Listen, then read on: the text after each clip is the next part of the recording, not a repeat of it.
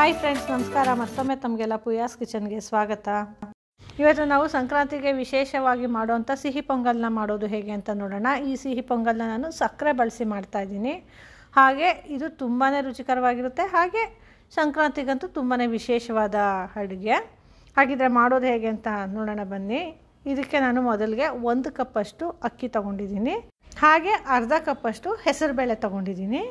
ಈ ಅಕ್ಕಿ ಮತ್ತು ಹೆಸರುಬೇಳೆ ಎರಡನ್ನೂ ಚೆನ್ನಾಗಿ 2 ಸರಿ ತೊಳೆದು ಕ್ಲೀನಾಗಿ ಇಟ್ಕೊಂಡಿದ್ದೀನಿ. ಈಗ ಪೊಂಗಲ್ಗೆ ಸಿದ್ಧ ಮಾಡ್ಕೊಳ್ಳೋಣ ಬನ್ನಿ. ಮೊದಲಿಗೆ ನಾನಿಲ್ಲಿ 2 ಟೇಬಲ್ ಸ್ಪೂನಷ್ಟು ತುಪ್ಪ ತೊಗೊಂಡಿದ್ದೀನಿ.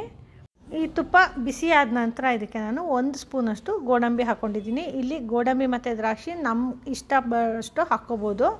ನಮಗೆ ಜಾಸ್ತಿ ತಿನ್ನೋದಕ್ಕೆ ಸಿಗಬೇಕು ಆ ಪೊಂಗಲ್ ಮಧ್ಯದಲ್ಲಿ ಅಂದರೆ ಇನ್ನೂ ಜಾಸ್ತಿಯಾಗಿ ಹಾಕ್ಕೋಬೋದು. ಈಗ ಈ ಗೋಡಂಬಿ ಸ್ವಲ್ಪ ಕೆಂಪಗಾಗಿದೆ. ಈಗ ಇದಕ್ಕೆ 1 ಸ್ಪೂನಷ್ಟು ದ್ರಾಕ್ಷಿ ಕೂಡ ಹಾಕ್ಕೊಂಡಿದ್ದೀನಿ.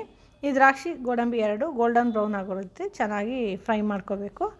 ಈ ರೀತಿ ಚೆನ್ನಾಗಿ ಫ್ರೈ ಮಾಡಿಕೊಂಡು ನಂತರ ಇದನ್ನು ನಾನು ಒಂದು ಬೌಲ್ಗೆ ತೆಗೆದಿಟ್ಕೊತಾ ಇದ್ದೀನಿ. ಈ ರೀತಿ ಮೊದಲೇ ಫ್ರೈ ಮಾಡಿ ಇಟ್ಕೊಂಡ್ರೆ ಅದು ನಂತರ ಲಾಸ್ಟಲ್ಲೇ ಹಾಕ್ಕೊಂಡ್ರೆ ಚೆನ್ನಾಗಿರುತ್ತೆ. ಅದಕ್ಕೋಸ್ಕರ ಈಗ ನೋಡಿ ಮಾಡ್ಕೊಂಡಿರೋಂಥ ದ್ರಾಕ್ಷಿ ಗೋಡಂಬಿನೆಲ್ಲ ತೆಗೆದಿಟ್ಕೊಂಡಿದ್ದೀನಿ. ಈಗ ಈ ಕಾದಿರೋಂಥ ತುಪ್ಪಕ್ಕೆ ನಾನು ಈಗಾಗಲೇ ಅಕ್ಕಿ ಹೆಸರುಬೇಳೆ ತೊಳೆದಿಟ್ಕೊಂಡಿದ್ದೀನಲ್ಲ, ಆ ಅಕ್ಕಿ ಮತ್ತು ಹೆಸರುಬೇಳೆನ ಹಾಕ್ಕೊಂಡಿದ್ದೀನಿ. ಈಗ ಈ 2 ಪದಾರ್ಥಗಳನ್ನ ಈ ತುಪ್ಪದಲ್ಲಿ ಚೆನ್ನಾಗಿ ಹುರ್ಕೊತಾ ಇದ್ದೀನಿ. ಆ ಅಕ್ಕಿ ಮತ್ತು ಹೆಸರುಬೇಳೆ ತೊಳೆದಿರೋದ್ರಿಂದ ಅದರಲ್ಲಿ ನೀರಿನಂಶ ಇದೆ. ಆ ನೀರಿನಂಶ ಎಲ್ಲ ಹೋಗಿ ಚೆನ್ನಾಗಿ ಈ ತುಪ್ಪದಲ್ಲಿ ಫ್ರೈ ಆಗಿ ಚೆನ್ನಾಗಿ ಡ್ರೈ ಆಗೋ ರೀತಿ ಫ್ರೈ ಆಗಬೇಕು.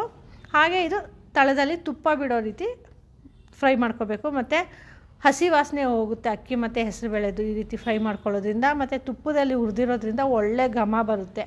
ನೋಡಿ ಈಗ ಕೆಳಗಡೆ ತುಪ್ಪ ಬಿಟ್ಟಿದೆ.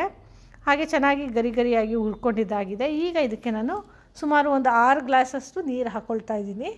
ಹೀಗೆ ಒಂದು 6 ಗ್ಲಾಸ್ ನೀರು ಹಾಕಿ ಕುಕ್ಕರ್ ಲಿಡ್ ಕ್ಲೋಸ್ ಮಾಡಿ 2 ವಿಷಲ್ ಕೂಗಿಸ್ಕೊತಾ ಇದ್ದೀನಿ. 2 ವಿಷಲ್ ಕೂಗಿಸ್ಕೊಳ್ಳೋದ್ರಿಂದ ಅಕ್ಕಿ ಮತ್ತು ಹೆಸರುಬೇಳೆ ಎರಡು ಚೆನ್ನಾಗಿ ಸಾಫ್ಟಾಗಿ ಬೇಯುತ್ತೆ. ನೋಡಿದ್ರೆ ಇದು 2 ವಿಷಲ್ ಕೂಗಿದೆ. ಈಗ ಇದು ಪ್ರೆಷರ್ ಎಲ್ಲ ರಿಲೀಸ್ ಆದ ನಂತರ ಇದನ್ನು ಲಿಡ್ ಓಪನ್ ಮಾಡಿ ನೋಡೋಣ. ನೋಡಿ ಈಗ ಓಪನ್ ಮಾಡ್ತಾಯಿದ್ದೀನಿ. ನೋಡಿದ್ರೆ ಅಕ್ಕಿ ಮತ್ತು ಹೆಸರುಬೇಳೆ ಎಷ್ಟು ಚೆನ್ನಾಗಿ ಬೆಂದಿದೆ. ಈ ರೀತಿ 1 ಸ್ಪೂನ್ ಸಹಾಯದಿಂದ ಈ ರೀತಿ ಸ್ವಲ್ಪ ಸ್ಮ್ಯಾಶ್ ಮಾಡ್ಕೋಬೇಕು. ಈ ರೀತಿ ಸ್ಮ್ಯಾಶ್ ಮಾಡಿಕೊಂಡ್ರೆ ಅಕ್ಕಿ ಮತ್ತು ಹೆಸರುಬೇಳೆ ಎರಡು ಚೆನ್ನಾಗಿ ಹೊಂದ್ಕೊಳ್ಳುತ್ತೆ. ಅದಕ್ಕೋಸ್ಕರ ಈ ರೀತಿ ಸ್ಮ್ಯಾಶ್ ಮಾಡ್ಕೊಂಡ ನಂತರ ಇದಕ್ಕೆ ನಾನು 1 ಕಪ್ಪಷ್ಟು ಸಕ್ಕರೆ ಹಾಕ್ಕೊಂಡಿದ್ದೀನಿ.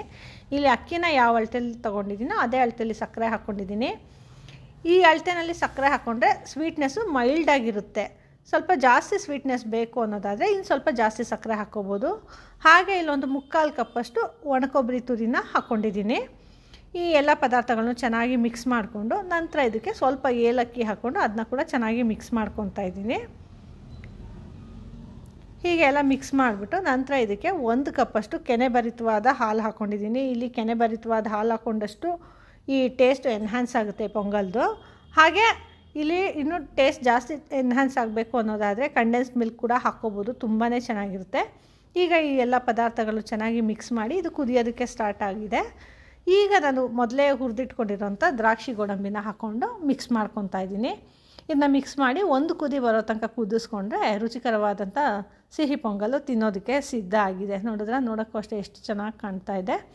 ಇಲ್ಲಿ ಸಕ್ಕರೆ ಬೇಡ ಅಂದರೆ ಸಕ್ಕರೆ ಬದಲು ಬೆಲ್ಲ ಕೂಡ ಬಳಸ್ಕೋಬೋದು.